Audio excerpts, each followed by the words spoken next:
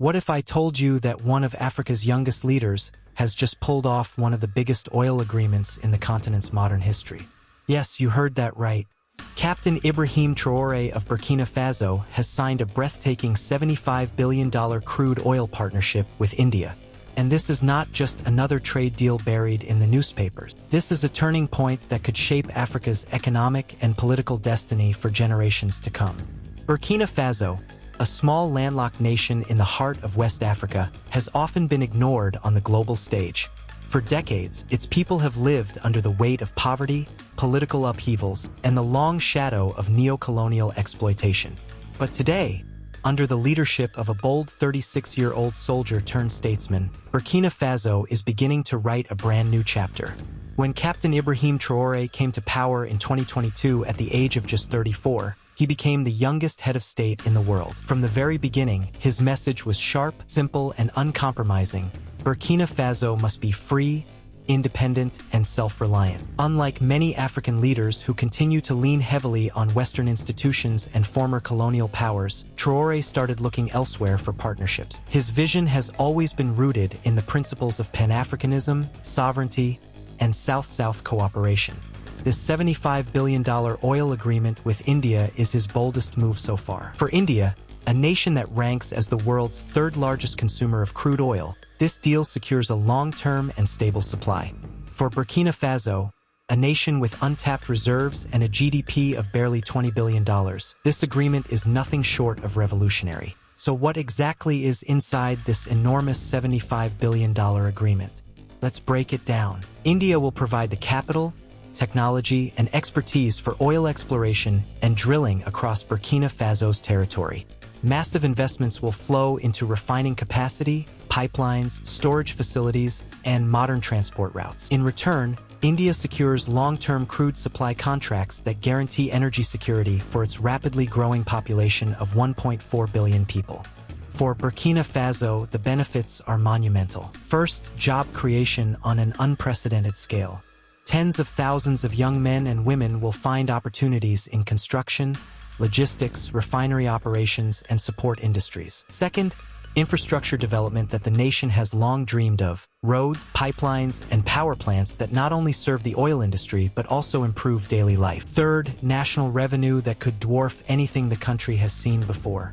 Through taxes, royalties, and export earnings, the government will gain billions of dollars annually.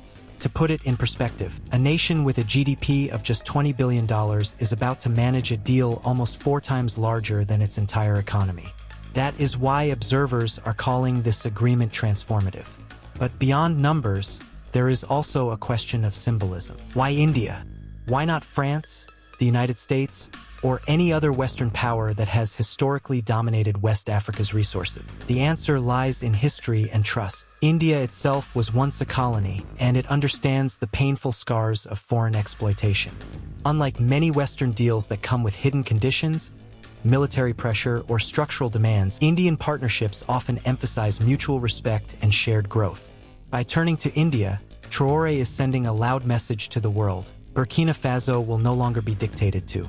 We will choose our partners on our own terms. This is not only about oil, it is about reclaiming dignity. Of course, such a monumental deal brings challenges. Western powers who have traditionally held dominance over African energy markets will not quietly accept this shift. There will be political pushback, perhaps even covert attempts to destabilize Burkina Faso's progress. Building pipelines and massive refineries in a landlocked nation is also a logistical challenge. And history reminds us that oil wealth, if mismanaged, can attract corruption, conflict, and division. But Ibrahim Traoré seems determined to avoid those traps. His government has pledged transparency, promising that oil revenues will not end up in the pockets of corrupt elites, but instead flow into schools, hospitals, and infrastructure for the people. If he can keep that promise, then this agreement will truly stand as one of Africa's greatest turning points. Let's step back for a moment and consider the broader significance of this. For decades, Africa has been described as a paradox, the richest continent in natural resources but the poorest in development.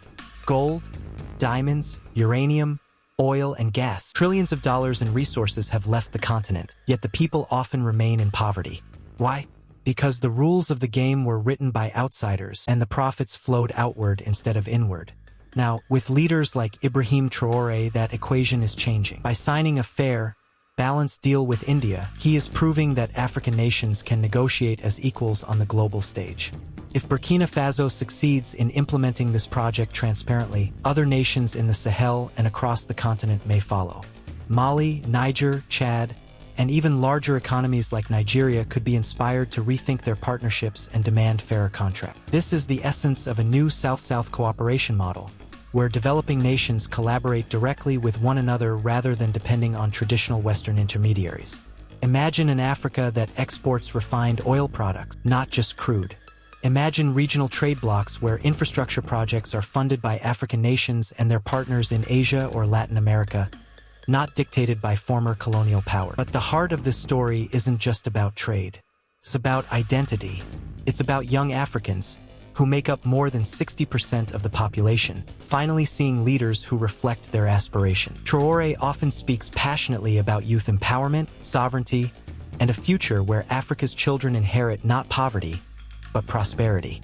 This oil deal is a tangible demonstration of those ideals. So let's recap. A young African leader, once a little-known captain in the Burkinabe army, has now become the architect of one of the boldest economic moves in Africa's modern history.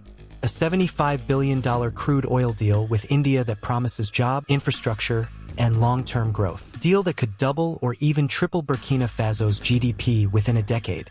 A deal that challenges neocolonial structures and sets a precedent for the rest of the continent. Yes, there are risks, political resistance, logistical hurdles, and the danger of mismanagement. But there is also unprecedented opportunity. This is about more than barrels of oil.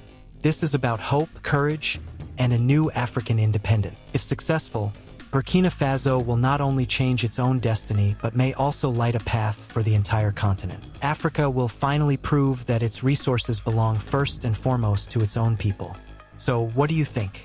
Is this oil deal a gamble too big for a small landlocked nation? Or is it the spark of a new African revolution, where leaders choose sovereignty over submission, dignity over dependency, and hope over despair? If you believe Africa deserves leaders who put their people first, then don't just watch this story. Share it, talk about it, read it.